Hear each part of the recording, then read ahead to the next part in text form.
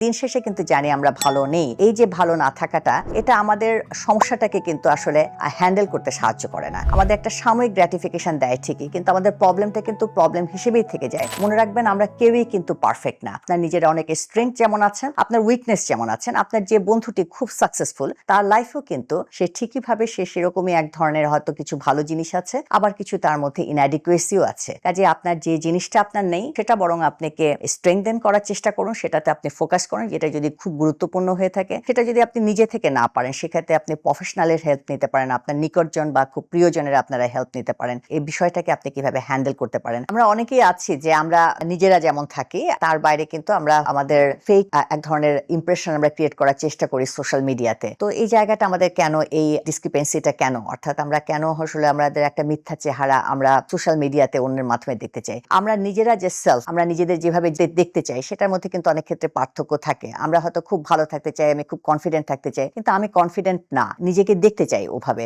এবং এই যে নিজেকে আমরা দেখতে চাই, এই দেখার আরেকটা জায়গা থাকে আর একজন আমাকে কিভাবে দেখবে, অর্থাৎ অন্যের কাছে আমি কিভাবে উপস্থাপিত হতে, আমার সেলফটা কিরকম। এই অন্যের কাছে আমার যে সেলফ, সেটা আমার এই যে নিজের প্রতি যে একটা চাহিদা, অর্থাৎ আমি খুব কনফিডেন্ট দেখতে চাই, আমি খুব ভালো আছি দেখতে চাই, এটা অন্যের মুখেও যে, অন্যের চোখে যে আমাদের দেখা, অন্যের যে অ্যাটেনশন, এই অ্যাটেনশনটা আমাদের এক ধরনের সেলফ এস্টিম আমাদের বুস্ট আপ করে। অর্থাৎ অন্যের চোখে যখন আমরা নিজেকে খুব সাকসেসফুল দেখিয়ে, আমরা খুব উজ্জ্বল দেখিয়ে, আমরা নিজেদেরকে খুব ভালো থাকা দেখে, সেটাও আমাদের এক ধরনের গ্র্যাটিফিকেশন আমাদের দেয়। এটার কারণেই হলো আমাদের যা আছি সেটা আমরা কিন্তু অনেক ক্ষেত্রে হাইড করে আমরা একটা ফেক চেহারা আমরা অন্যের কাছ থেকে আমরা পেতে চাই। মানুষ আসলে খুব জন্মগতভাবে, আমরা যেহেতু সামাজিক জীব, আমাদের যে নিজেদের প্রতি যে কনসেপ্ট, এটা দুটা বিষয়ের উপরে ডিপেন্ড করে। একটা হলো আমার নিজের উপরে, আর একটা হলো আর একজন আমাকে কিভাবে দেখবে সেটার উপরে, এবং অন্য আমাকে কিভাবে দেখছে তার উপরেও আমাদের এক ধরনের কনসেপ্ট আমাদের ডেভেলপ করে, আমাদের এক ধরনের ডিপেন্ড করে। কাজে অন্যরা যখন আমাকে খুব উজ্জ্বল হিসেবে তাদের একটা ঈর্ষণীয় চোখ আমাদের দেখছে, সেটা আমরা নিজেদের মধ্যে আমাদের একটা গ্র্যাটিফিকেশনের কারণে আমাদের সেলফ এস্টিমটা বুস্ট আপ হয়, এবং এ কারণে কিন্তু আমরা এই বিষয়টা আমরা বেশি, এবং যখন সত্যি দেখি যে আরেকজন লাইক করছে, আরেকজন আমাদের অনেকে অ্যাপ্রিশিয়েট করছে, সেটা আমাদের এক রকমের হলো রিইনফোর্স করে, আমাদের এক ধরনের আনন্দ দেয়, এবং এটা কিন্তু আমরা তখন আরো বাড়াই। এবং মানুষের মধ্যে এক ধরনের অবজারভেশনাল লার্নিংও আছে। যখন আমরা দেখি আমাদের বন্ধুরা বা আমাদের আশেপাশের মানুষরা তারাও খুব উজ্জ্বলভাবে প্রকাশিত হচ্ছে, তা আমাদেরও সেই জায়গাটা আমাদের থাকে। অর্থাৎ আমরা নিজেদের রিয়েল লাইফে আমরা নিজেদেরকে যেভাবে উপস্থাপিত হতে চাচ্ছি কিন্তু পারছি না, সেটা আমাদের এই সোশ্যাল মিডিয়াতে সেভাবে একটা উপস্থাপন করার একটা সহজ উপায়। কাজে এই সহজ উপায়টা আমরা নিয়ে নিই। কিন্তু প্রশ্ন হলো যে এই যে আমরা নিজে যা না সেটা যে আমরা উপস্থাপন করি, সেটা আমাদের মানসিক স্বাস্থ্যের জন্য কতখানি আমাদের হেল্পফুল। আমি যেটা বলছিলাম যে এই ধরনের আচরণ কিন্তু আমাদের সাময়িকভাবে আমাদের গ্র্যাটিফাই করে, কিন্তু দিন শেষে এই আচরণে আমাদের আসলে সেলফ এস্টিমটা কমিয়ে দেয়। কারণ আমরা যখন একটা মিথ্যার মধ্যে থাকি, তো যতই আমরা লাইক পাই, কমেন্ট পাই, আমরা অন্যদের কাছ থেকে অ্যাপ্রিসিয়েশন পাই, ওনাদের হাতে একটা ঈর্ষাও পাই, কিন্তু আমরা দিন শেষে কিন্তু জানি আমরা ভালো নেই। এই যে ভালো না থাকাটা,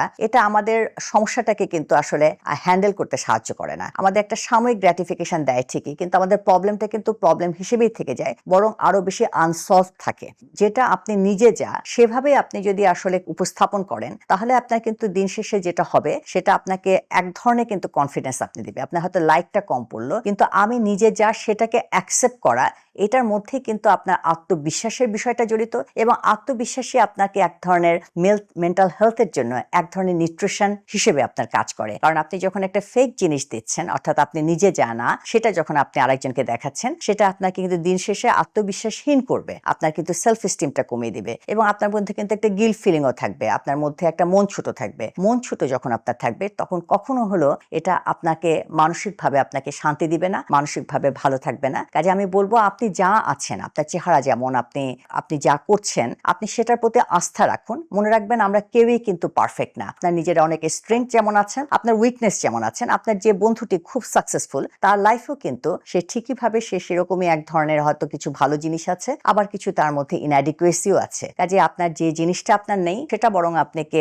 স্ট্রেংথেন করার চেষ্টা করুন, সেটাতে আপনি ফোকাস করেন। যেটা যদি খুব গুরুত্বপূর্ণ হয়ে থাকে, সেটা যদি আপনি নিজে থেকে না পারেন, সেক্ষেত্রে আপনি প্রফেশনালের হেল্প নিতে পারেন, আপনার নিকটজন বা খুব প্রিয়জনের আপনারা হেল্প নিতে পারেন। এই বিষয়টাকে আপনি কিভাবে হ্যান্ডেল করতে পারেন, আপনার যে যোগ্যতার জায়গাগুলো আপনি দেখতে চান, অর্থাৎ যেভাবে আপনি ফেক ওয়েতে আপনি উপস্থাপন করেন, সেটাই আপনার নিজের লাইফে আপনি নিজেকে ধীরে ধীরে কনস্ট্রাক্ট করার চেষ্টা করুন। হয়তোবা একটু সময় লাগবে, কিন্তু এই সময়ের জার্নিটা আপনাকে আরো নিজেকে শানিত করতে সাহায্য করবে, আপনার আত্মশক্তি বাড়াতে সাহায্য করবে, এবং দিন শেষে এটা কিন্তু আপনার মেন্টাল হেলথের জন্য ভীষণভাবে উপকারী।